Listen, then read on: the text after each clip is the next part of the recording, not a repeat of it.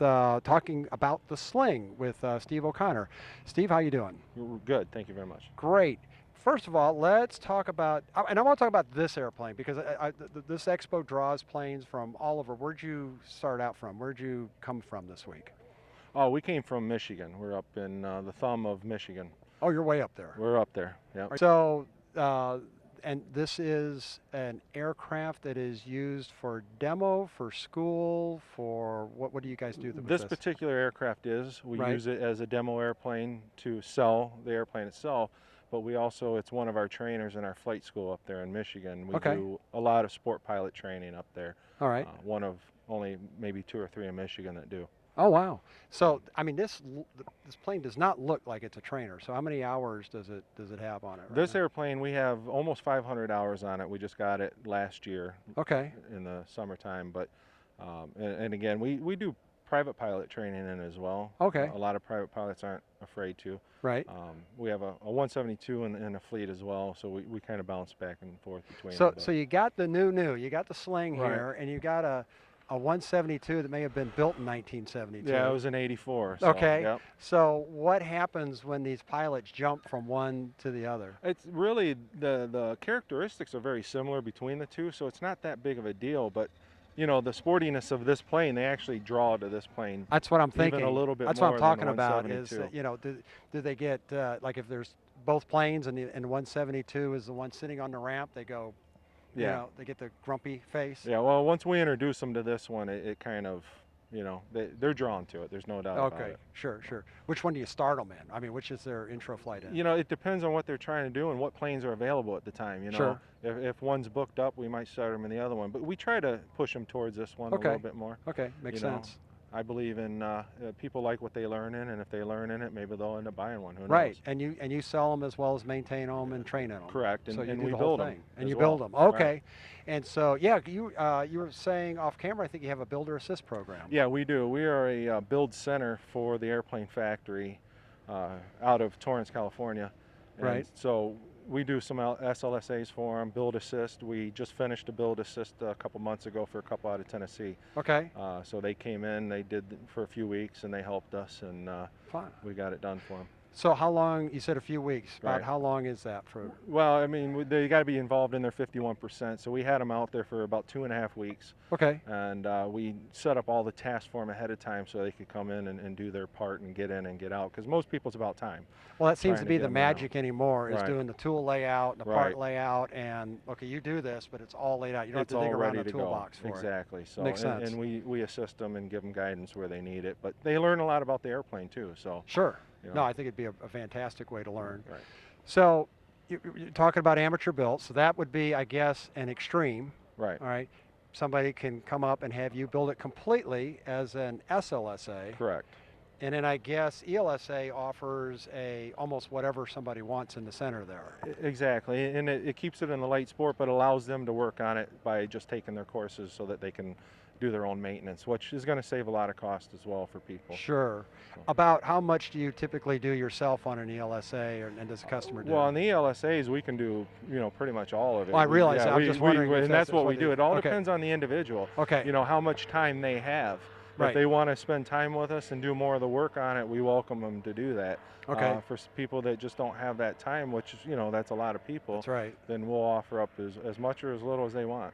Okay. Very neat. So tell us about when somebody comes up, they're going to be doing a metal airplane. Right. So that's still got to have some romance to a lot of people. Oh, absolutely. And that's the thing is, you still got the people that look at some of the other, you know, fabric airplanes and they think it's an ultralight. I mean, I disagree with that. I still like them. But Right. You know, it's the perception, and some people just like the metal airplanes. Sure. So, and this is definitely going to fit the bill for them. Are some of your amateur built guys? Do they kind of say? Do you have to kind of say you'll be all right? We're going to hold your hand. It'll work, or are they already familiar? No, I mean, most of the ones we've done, they're pretty familiar, but you got a few that you really got to walk them through it. But most of the people, you know, they've been around airplanes, they know airplanes, and that Good. we've dealt with anyway. So Sure, they're pretty sure. comfortable with the idea. right. They just don't quite know what to do or have the tools. So, Gotcha. you know, we're there to help them. Oh, that makes sense too. Right. So I'm going to guess Rotax. Yes, Is this that, one is a Rotex 912 IS on this one. all right. Oh, IS. Yes. Okay, nice. Yeah, it's a ULS IS. As an experimental build, we can also put the 914s on these. Oh, okay. On the 2-seaters. There's also a 4-seater version available for the Airplane Factory, the Sling 4. Right. And that one has the 914 and soon to have the 915 that's coming out. Oh. So they're redesigning the wings for that now. Very good. Very good. So, Mhm. yeah, they're busy. Oh, Busy yeah. people. Absolutely. As far as interior goes, what can people expect as far as controls go, as far as Well, interior, things like that? the interior, the fit and finish is unlike most that are out here. You know, a lot of the builds out here, you see them, they look like they're amateur built. The fit and finish just isn't there. That's one of the things that attract people to this particular airplane, is it has a real nice finish to it right from the factory without doing much to it. So controls, it's a stick. Okay.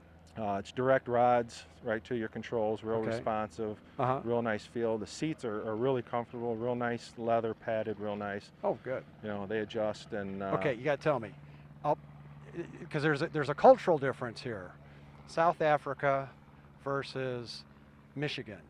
They don't heat the seats, do they? No, No, they I don't. knew they They didn't. don't. And I as a knew matter it. of fact, that's the one thing. Again, they don't understand cold like we That do. right? I So was we guessing. add our little touch to them. Okay. As far as heaters and stuff, that really help that out a lot. And that's one thing. You know, we said we got to develop a little address bit better. this. Yeah. You don't know cold, but so Yeah. we've addressed those situations, Okay. and they're actually pretty good.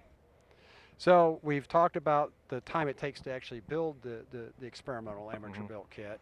How long, say somebody comes up to you today, all right, and says, I want one, okay, how long do they get to wait?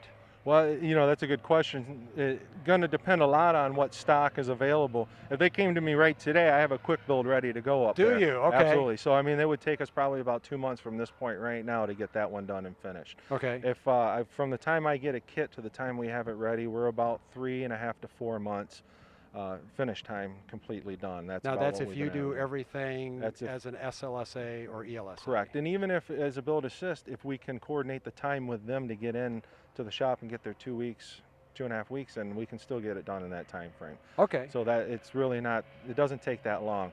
If they have the stock in California, then we can have those kits shipped to us within a week or two.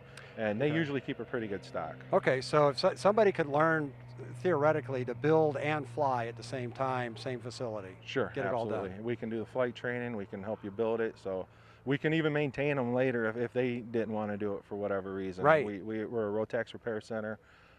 We do GA, so I mean we kind of do it all. Very good, very good.